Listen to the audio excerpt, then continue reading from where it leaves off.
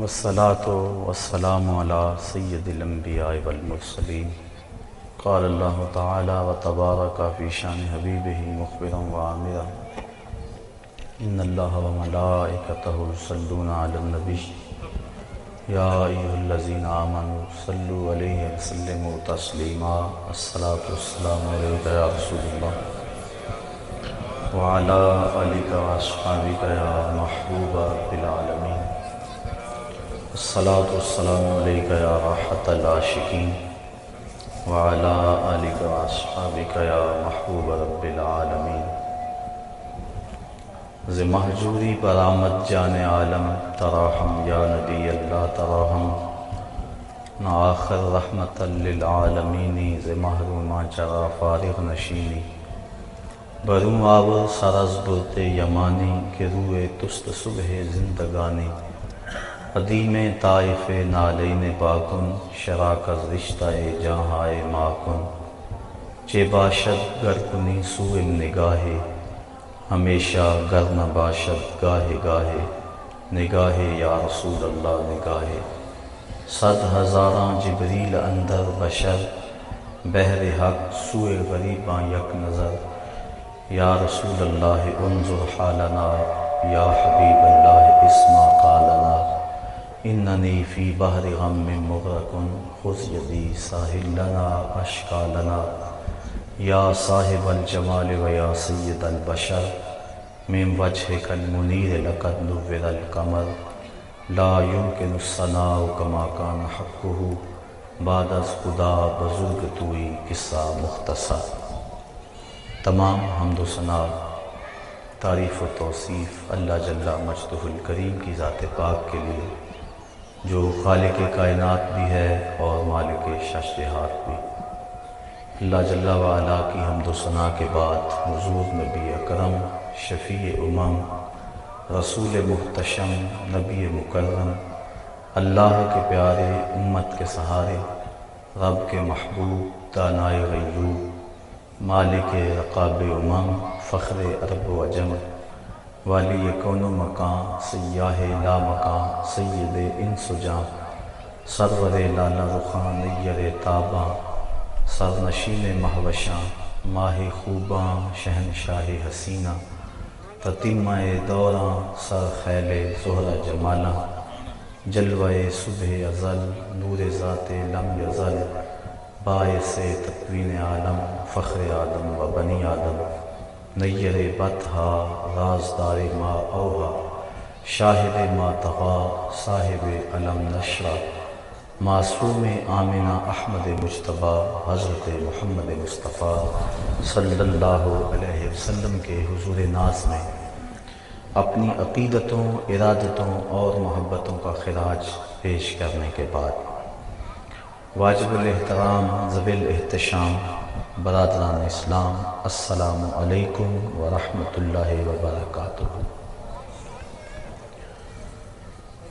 رمضان المبارک کے پر نور لمحے اور ہمایوں ساعتیں آپ سب کو مبارک ہوں۔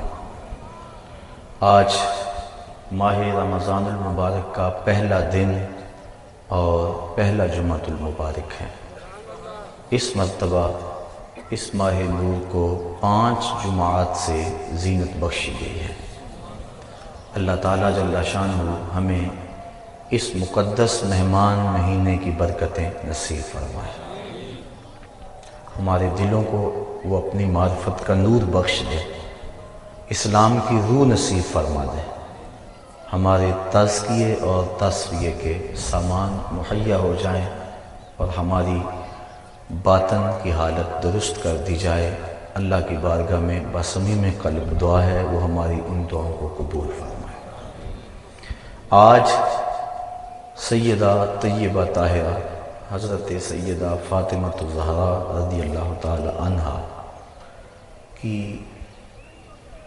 شخصیت آپ کے اسوہ نور کے حوالے سے کچھ باتیں آپ کے گوش گزار کرنا چاہوں گا۔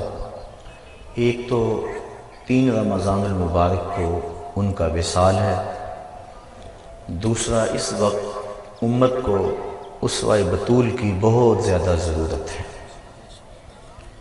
جو ہوائیں چل رہی ہیں، جو کچھ ہو رہا ہے، پردے کو بوجھ سمجھا جا رہا ہے، حجاب کا تمسخر اڑایا جا رہا ہے، عورت چار دیواری میں رہنا اپنے لیے قید سمجھ رہی ہے، حیا کی چادر پھاڑ کے سڑکوں پہ چلنا اپنی آزادی سمجھتی ہے۔ حضرت سیدہ فاطمہ الزہرا رضی اللہ تعالی عنہا کائنات کی تمام خواتین کے لیے ایک ماڈل ہیں، عملی نمونہ ہیں۔ ان کی شخصیت اور ان کا اسوہ نور ہمارے لیے خواتین اسلام کے لیے خضر راہ ہے۔ حضرت سیدہ فاطمہ الزہرا رضی اللہ تعالی عنہا کے مجد و شرف کے اسباب بیان کرتے ہوئے اقبال نے ایک بڑی خوبصورت بات کی۔ فرماتے ہیں مریم از یک نسبت عیسیٰ عزیز، از سے نسبت حضرت زہرا عزیز۔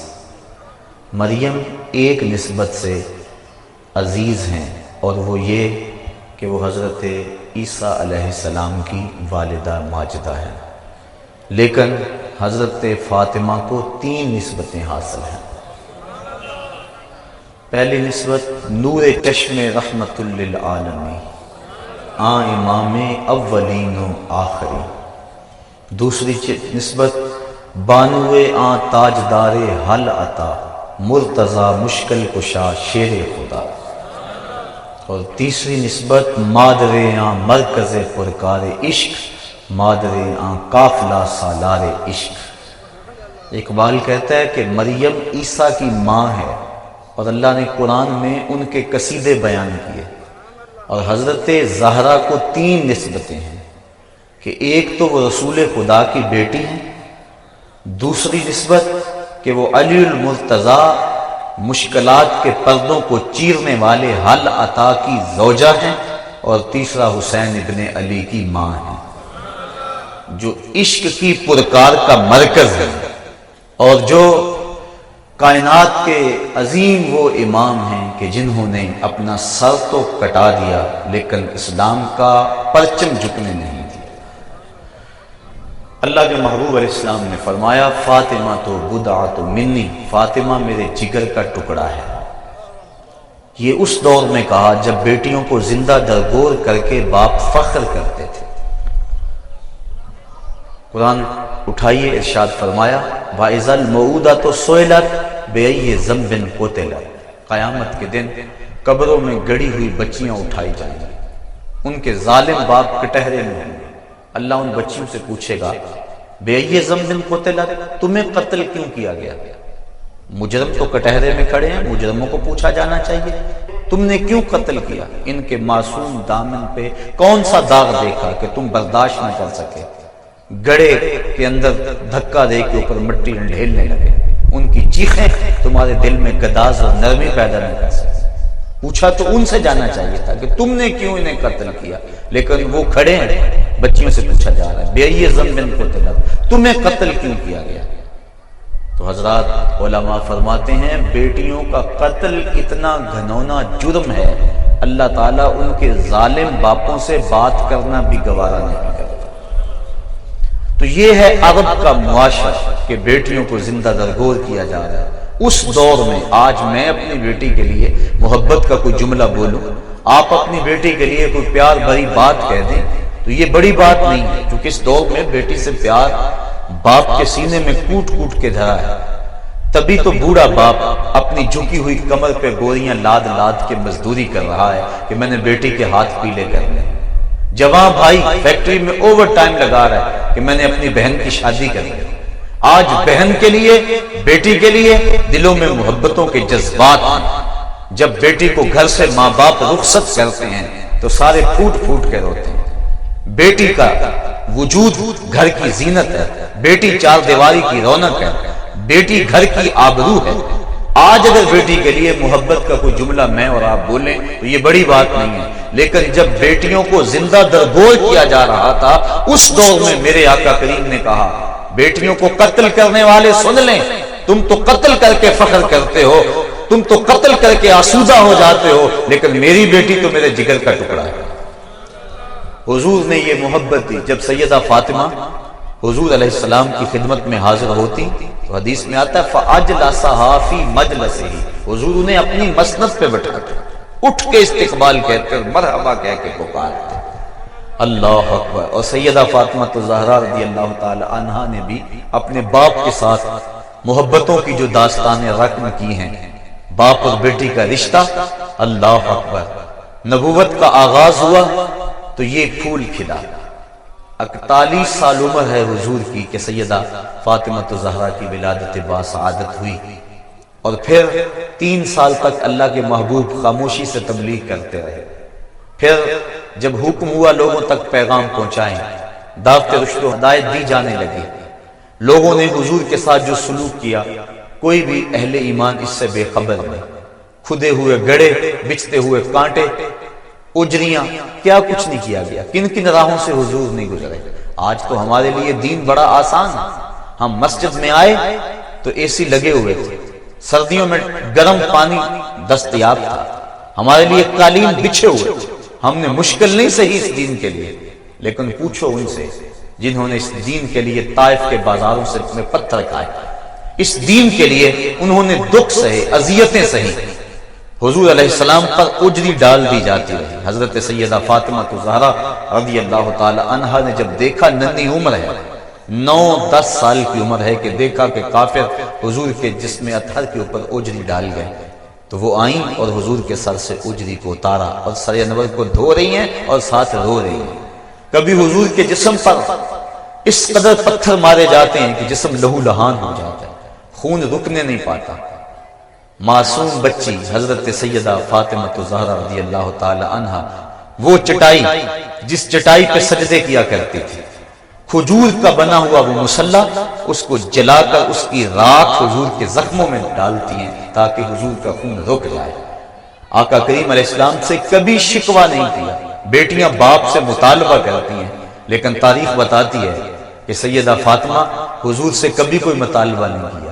ایک دن انتہائی بے تابی میں حضور کی خدمت میں حاضر ہوئی، آقا کریم علیہ السلام سے عرض کی کہ حضور بھوک اس قدر ہے کہ مجھ سے اب برداشت نہیں ہو رہی، آپ اللہ کی بارگاہ میں دعا کریں کہ میرے اس دکھ کا مداوع ہو جائے۔ آقا کریم جب بیٹی کو بھوک اور پیاس کی حالت میں تڑپتے ہوئے دیکھا، کونین کے خزانوں کا مالک اگر چاہتا تو جنت سے خوشے حضور کھینچ کے زمین پہ لے آتے اور فاطمہ کا گھر پھلوں سے بھر دیتے، انہیں ایک لمحہ کی بھوک بھی برداشت نہ کرنا پڑتی، لیکن آقا کریم نے سیدہ فاطمہ کی پشت پہ ہاتھ پھیرا اور ساتھ دعا دی، اے اللہ میری بیٹی فاطمہ کو بھوک ستایا نہ کرے۔ سیدہ فرماتی ہیں کہ بھوک تو موجود رہتی، لیکن بھوک کی وجہ سے وہ جو تکلیف کا احساس ہوتا وہ ختم ہو گیا حضور کے ہاتھ پھیرنے کی وجہ سے۔ اللہ اکبر۔ تو آقا کریم علیہ السلام کی یہ شہزادی گھر میں کئی دنوں فاقوں سے کاٹ دیتے ہیں۔ امام منذری نے الترغیب والترہیب کے اندر لکھا ہے کہ ایک دن محبوب خدا صلی اللہ علیہ وآلہ وسلم بھوک کی شدت میں مسجد نبوی سے باہر نکلے، آگے شیخین کھڑے تھے، 2 اور صحابی اور آپ موجود ہوئے۔ چلتے چلتے حضرت ابو ایوب انصاری کے گھر کے قریب سے گزرنے لگے تو وہ خوشبو رسول سونگ کے جلدی گھر سے باہر آ گئے۔ آقا کریم علیہ السلام سے عرض کی حضور آپ میرے مہمان بن جائیں، چند لمحوں کے لیے مجھے میزبانی کا شرف بخش دیں۔ آقا کریم فرمایا ابو ایوب تمہاری مرضی۔ وہ حضور کو گھر لے گئے، چٹائی بچھائی، بٹھایا، بکری کا بچہ ذبح کر کے اہل خانہ کو دیا، جلدی کھانا تیار کرو، میرے آقا کو بھوک لگی۔ امام منذری لکھتے ہیں کہ جب واپس حضور کی خدمت میں حاضر ہوئے، گھر والوں کو کھانا بنانے کا کہنے کے بعد، تو کیا دیکھا کہ حضور کے چہرے پہ آثار نقاہت ہیں، بہت زیادہ کمزوری کے آثار ہیں۔ جلدی سے گئے، کہیں سے کھجوروں کا ایک خوشہ لے آئے اور حضور کے سامنے رکھتے ہوئے عرض کی حضور کھانا پکنے میں دیر ہے، اتنی دیر تک یہ کھجوریں تناول فرمائیں۔ پھر تھوڑی دیر کے بعد کھانا جب دسترخوان پہ لگ گیا، آقا کریم علیہ السلام کی نظر جب کھانے پہ پڑی تو حضور کی آنکھیں چھم چھم برسنے لگی۔ پھر ایک روٹی پکڑی اور چند بوٹیاں لی اور ایک غلام کے ہاتھ میں دیتے ہوئے کہا جاؤ ہمارے گھر دے آؤ، میری بیٹی فاطمہ کتنے دنوں سے بھوکی بیٹھی، مال کے کونین ہیں وہ پاس کچھ رکھتے نہیں، دو جہاں کی نعمتیں ہیں ان کے خالی ہاتھ میں، مہینہ مہینہ گھر میں چولہا نہیں جلتا، لیکن اس کے باوجود زبان پہ شکوہ نہیں ہے۔ بیٹی جب گھر سے چلتی ہے، آج تو بیٹیاں اپنے باپ سے خود جہیز کا مطالبہ کرتی، ایک معاشرے کا یہ روگ کہ غریب کی بیٹی کو قبول کرنے کو تیار نہیں ہے۔ جہیز کی لعنت نے معاشرے کو ایسا جکڑا ہوا ہے کہ گھروں میں بیٹیاں بوڑھی ہو رہی ہیں، ماں باپ ان کی نیندیں اچاٹ ہیں، لیکن دوسری طرف بیٹی بھی مطالبہ کرتی ہے کہ مجھے یہ چاہیے اور مجھے وہ چاہیے، لیکن دنیا دیکھے اس منظر کو، جب دو جہاں کے سردار کے گھر سے آقا کریم کی بیٹی گھر سے نکلتی ہے تو جہیز ان کے پاس کیا ہے؟ ایک مشکیزہ، ایک چکی، ایک آفتابہ، ایک چٹائی کھجوروں کی، یہ ہے ان کا اثاثہ، یہ ہے ان کا سامان جو لے کر حضرت علی المرتضیٰ کے گھر میں پہنچتی ہیں، اور پھر وہاں جا کر چکی پیس پیس کے گزر اوقات کی جا رہی ہے۔ مشکیزہ کندھے پہ اٹھا اٹھا کے یہاں نشان پڑ گئے، چکی پیس پیس کے ہاتھ میں چھالے پڑ گئے، سارا دن چکی پیستی ہیں اور ساری رات مصلی بچھا کے عبادت کرتی ہیں۔ آج کی عورت کہتی ہے میرے گھر کے کام کاج بڑے ہیں، میرے پاس وقت نہیں ہے، میرے بچے زیادہ ہیں، میرے پاس وقت نہیں ہے کہ میں نماز پڑھ سکوں، بار بار بچے پیشاب کر دیتے ہیں، کیسے میں صفائی ستھرائی رکھ سکتی ہوں؟ آؤ سیدہ فاطمہ کی چوکھٹ پہ آؤ، حسنین کی تربیت بھی ہو رہی ہے، مولا علی کی خدمت بھی ہو رہی ہے، اور چکی پیس پیس کے آٹا تیار بھی ہو رہا ہے، مہمانوں کو کھانے بھی بھیجے جا رہے ہیں، اور جب رات پڑتی ہے تو ساری رات مصلی پہ گزار دیتی ہیں۔ اور ذوق بندگی کیا ہے؟ عرض کرتی ہیں اے اللہ تیری راتیں اتنی چھوٹی ہیں کہ تیری بندی کا ذوق بندگی ہی پورا نہیں ہوتا، ابھی ایک سجدہ کرتی ہوں کہ رات ختم ہو جاتی ہے، ایک رات ایسی لمبی بنا دے تیری بندی جی بھر کے تجھے سجدہ تو کر لے۔ یہ ہے عبادت، یہ ہے ان کے شب و روز اللہ کے حضور سارا دن روزے میں اور ساری رات قیام میں گزار دیتی ہیں۔ ایک دن حضرت علی المرتضیٰ گھر آئے، دیکھا کہ ہاتھوں میں چھالے پڑے ہوئے، ایک غزوے سے حضور واپس پلٹے تھے، بہت سارے غلام اور لونڈیاں مال غنیمت میں آئے تھے، خیال کیا کہ ایک لونڈی اگر ہمیں گھر کے کام کے لیے مل جائے تو کام آسان ہو جائے گا، کہا جاؤ اپنے باپ سے ایک لونڈی مانگ لاؤ۔ سیدہ فاطمہ الزہرا حاضر ہوئی، لیکن زبان سوال نہ کر سکی۔ آقا کریم نے پوچھا بیٹا کدھر آئے تھے؟ کہا حضور یوں ہی سلام کرنے آ گئی تھی، واپس چلی گئی۔ حضرت علی المرتضیٰ نے دیکھا، کہا اس در سے تو کبھی کوئی خالی نہیں پلٹا، لگتا ہے تم نے حضور سے عرض ہی نہیں کی۔ کہا میں ہمت نہ کر پائی، کہا چلو میں تمہاری ترجمانی کرتا ہوں۔ حضرت علی المرتضیٰ اور حضرت فاطمہ الزہرا رضی اللہ تعالی عنہ حضور کی چوکھٹ پہ آ کھڑے۔ آقا کریم نے پوچھا، بتایا حضور یہ حالت ہے، ہاتھوں کے چھالے، ساری رات عبادت میں گزرتی ہے اور دن چکی پیس پیس کے یہ حال ہے، وقت نہیں، فرصت نہیں، اگر ایک لونڈی آپ اپنی بیٹی کو عطا کر دیں تو کام کاج میں معاونت ہو جائے گی۔ اب آقا کریم کہ ہاں لونڈیوں کی کثرت ہے، قطاریں لگی ہوئی اور بیٹی دروازے پہ کھڑی ہے۔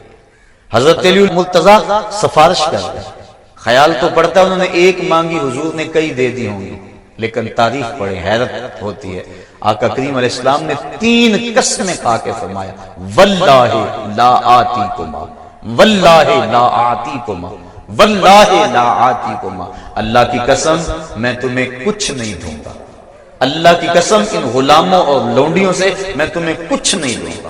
پھر کہا اللہ کی قسم میں تم دونوں کو ان غلاموں اور لونڈیوں سے کچھ نہیں دوں گا، میں تمہیں لونڈیاں دے دوں اور صفہ کے چبوترے پہ بیٹھ کے پڑھنے والے میرے طالب علم ان کے پیٹ کمر سے لگے ہوئے، بدر کے شہیدوں کے یتیم بچے بھوک میں ہیں اور یہ لونڈیاں میں تمہیں دے دوں، میں تو یہ لونڈیاں بیچوں گا اور بدر کے شہیدوں کے بچوں کا پیٹ پالوں گا، اور میرے صفہ کے چبوترے پہ بیٹھ کے جو طالب علم دین سیکھنے آئے ہیں میں تو ان کی غذا کا بندوبست کروں گا۔ لیکن بیٹا تم میری چوکھٹ پہ آئی ہو، خالی نہ جاؤ، جب رات کو سونے لگو کروٹ تمہاری بستر پہ لگے تو 33 مرتبہ سبحان اللہ پڑھ لینا، 33 مرتبہ الحمدللہ کہہ لینا اور 33 مرتبہ اللہ اکبر پڑھ لینا، یہ غلاموں اور لونڈیوں سے بہتر ہوگا۔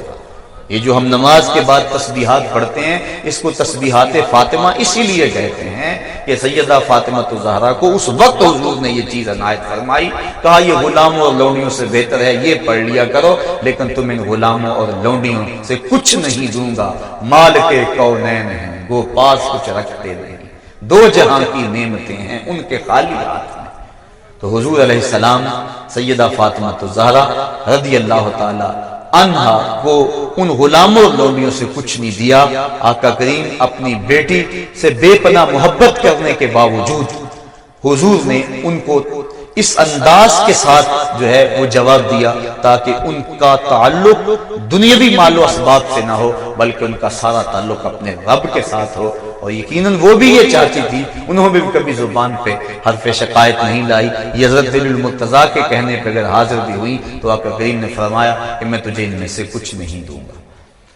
حضرت سیدہ فاطمہ الزہرا رضی اللہ تعالی عنہا راتوں کو اٹھ کے کثرت کے ساتھ اور دن کو بھی مصلی بچھا بچھا کے رویا کرتی تھی۔ ایک دن حسنین کریمین نے پوچھا کہ امی آپ کثرت سے کیوں روتی ہیں، کیا مسئلہ ہے؟ تو سیدہ فاطمہ الزہرا نے عرض کی کہ بیٹو مجھے تمہارے نانے کی امت کا غم رلا رہا ہے، یہ امت کی غم خاری کا عالم ہے سیدہ فاطمہ الزہرا رضی اللہ تعالی عنہا کا۔ اپنے پیٹ بھوکے ہیں لیکن اگر دروازے پہ سائل آیا تو وہ خالی نہیں موڑا جا رہا۔ ایک دن پورا گزر گیا فاقے سے، تو کھانا تیار ہوا، حسنین کو دیا، حضرت علی المرتضیٰ کو دیا، خود کھانے لگی تو دروازے پہ دستک ہو گئی۔ سائل نے کہا میں 2 دن سے بھوکا ہوں۔ کہا بیٹا جاؤ سائل کو کھانا دے آؤ۔ کہا امی آپ بھی کھا لیں، آپ بھی تو 1 دن سے بھوکی ہیں۔ کہا میں تو 1 دن سے بھوکی ہوں اور وہ 2 دن سے بھوکا ہے، لہذا اس کا حق بنتا ہے کہ یہ وہ کھانا کھائے۔ اپنا پیٹ کاٹ کاٹ کے لوگوں تک جو ہے وہ پہنچاتے رہے، یتیم کو، مسکین کو، اسیر کو راہ خدا کے اندر لٹاتے رہے۔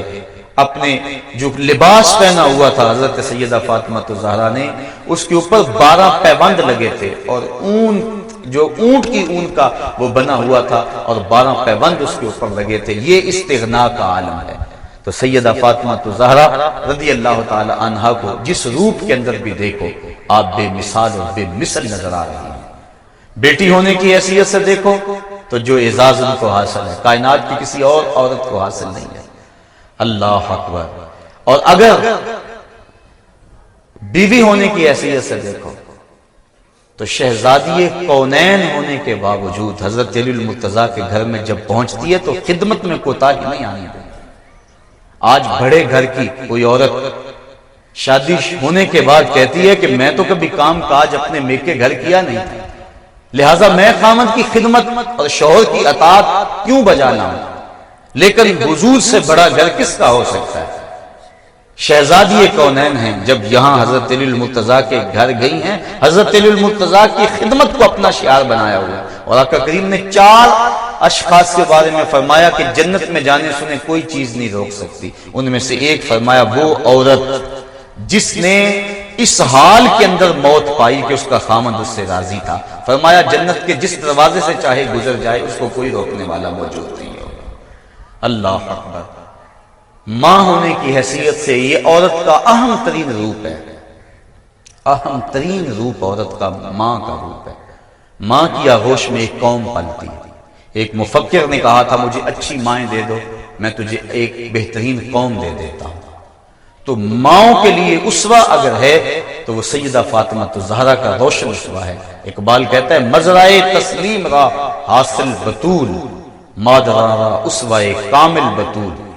ماؤں کے لیے اگر کوئی کامل اسوہ موجود ہے تو وہ سیدہ فاطمہ الزہرا کا اسوہ موجود ہے۔ سیدہ فاطمہ الزہرا نے قرآن کی لوریاں دے دے کے حسنین کریمین کی پرورش کی۔ کربلا کے تپتے ہوئے ریگزار میں یزیدوں کے مقابلے میں پوری قوت کے ساتھ جو کھڑے رہے، قضا تیغ برہنہ لیے خوف زدہ کرتی رہی، لیکن حسین کے پائے استقلال میں لغزش نہیں آئی۔ 72 لاشیں کٹ کٹ کے گرے اور کندھوں پہ اٹھا کے خیموں تک لے آئے، لیکن زبان سے اف تک بھی نہیں کی، ہائے کا لفظ بھی زبان پر نہیں آیا۔ یہ استقامت، یہ جرأت یہ حسین ابن علی کی جو تربیت فاطمہ الزہرا نے کی ہے یہ اس کے اثرات تھے۔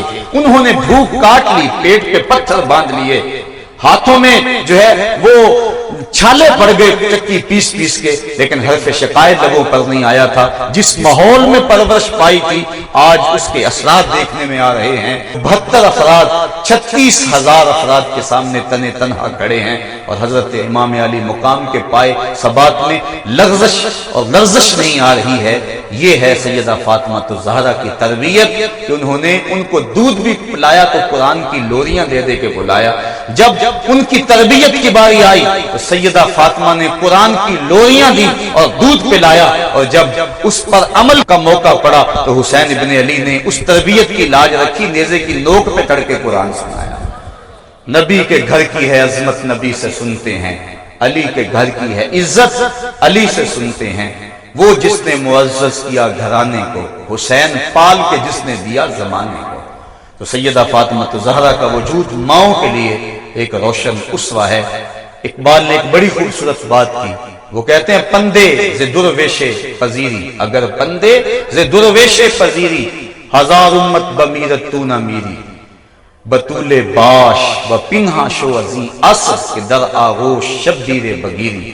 کہا ایک درویش کی بات سن لے، ہزار امت مر جائے لیکن امت مسلمہ تجھے کبھی موت نہیں آ سکتی۔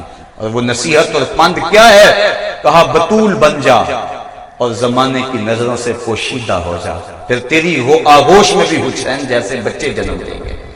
تو بطول بن جا، بطول کی جانشین بن جا، اور اپنے پردے کی حفاظت کر۔ پردے کی حفاظت کے باب میں سیدہ فاطمہ الزہرا کا جو کردار ہے کائنات کے اندر ایک ایسی مثال ہے کہ جس کی مثل موجود نہیں ہے۔ آقا کریم علیہ السلام نے جب صحابہ سے پردے کے بارے میں پوچھا تو کسی نے کچھ کہا، کسی نے کچھ کہا، تو حضرت علی المرتضیٰ حضرت فاطمہ الزہرا کے پاس چپکے سے چلے گئے اور جا کے پوچھ کر کے آ کے بتایا، تو آقا کریم نے کہا یہ تو میرے بیٹی کی بات لگتی ہے۔ تو انہوں نے کہا کہ عورت کے لیے بہترین پردہ یہ ہے کہ نہ وہ کسی کو دیکھے اور نہ اس کو کوئی دیکھے، بلکہ سیدہ فاطمہ الزہرا کو سب سے زیادہ پریشانی یہ تھی۔ حضرت اسماء بنت امیس رضی اللہ تعالی عنہا ان کو اکثر کہا کرتی تھی کہ مجھے یہ پریشانی ہے کہ جب بندہ مر جاتا اور اس کے اوپر چادر ڈال کر چارپائی پہ اٹھا کے قبرستان کی طرف لے جاتے ہیں تو جب جھٹکے لگتے ہیں تو جسم جنبش کرتا ہے، جس سے عورت کے وجود کا اظہار ہوتا ہے۔ میں سب سے زیادہ اس پریشانی میں ہوں کہ اس وقت تو بندہ بے بس ہوتا ہے تو اس وقت کہیں جو ہے وہ جسم کے ساتھ تک لوگوں کو نظر نہ آئے۔ تو حضرت اسماء بنت امیس کہتی ہیں کہ حبشے کے اندر لوگ ایسے کرتے ہیں کہ وہ کھجور کے ڈنڈے باندھ کر چارپائی کے ساتھ اوپر کپڑا ڈال دیتے ہیں۔ کہتے ہیں میں نے باقاعدہ وہ نقشہ بنا کر دکھایا کہ کمان کی شکل کے اندر چارپائی سے ایک ڈنڈا باندھا اور دوسری جمع باندھ دیا، پھر اس طرح باندھا، اور اس طرح میں نے جو ہے وہ دکھایا اور اس کے اوپر کپڑا ڈال دیا۔ تو سیدہ فاطمہ الزہرا کا اضطراب ختم ہوا۔ کہا مجھے سب سے بڑی پریشانی یہ تھی کہ بعد از انتقال میرے پردے کا کیا ہوگا۔ اب تم نے یہ جو آئیڈیا دیا ہے، یہ جو موجودہ ڈولی ہے جنازے کی، یہ آئیڈیا حضرت اسماء بنت امیس کا ہے اور اس کو پاس حضرت فاطمہ الزہرا نے کیا ہے، اور اس سے مرد اور عورت کے جنازے کا فرق بھی سمجھ میں آ جاتا ہے، اور جو ہے وہ عورت کے اعضاء بھی نہیں جھلکتے، سامنے نہیں آتے، اور جسم بھی نظر نہیں آتا۔ تو سیدہ فاطمہ الزہرا کہتی تھی کہ مجھے اس بات کا ڈر لگتا ہے کہ انتقال کے بعد کیا ہوگا۔ اللہ تعالیٰ جل شانہ نے ان کو ایک راستہ دے دیا، اور یہ ہے ان کے پردے کی کیفیت۔ آج کی عورت پردے کو بوجھ سمجھتی ہے، پردے کو اپنے لیے عذاب سمجھتی ہے، اپنے گھر کی اونچی اونچی چار دیواری کو اپنے لیے قید خانہ سمجھتی ہے۔ یہ پچھلے دنوں کے اندر میڈیا کے اوپر یہ تبصرہ ہوتا رہا اور حجاب کا تمسخر اڑایا جاتا رہا۔ آنکھ کے پردے کی بات کی جاتی ہے، دل کے پردے کی بات کی جاتی ہے، اور اسلام نے جو عورت کو پردے کی تاکید کی، اے نبی کی بیٹیوں اپنے اوپر اوڑھنیاں خوب اوڑھ لو، اور جو ہے وہ اپنی زینت کی چیزوں کو پوشیدہ رکھو، جو حکم دیا گیا۔ آج ان احکام کا تمسخر اڑایا جا رہا ہے۔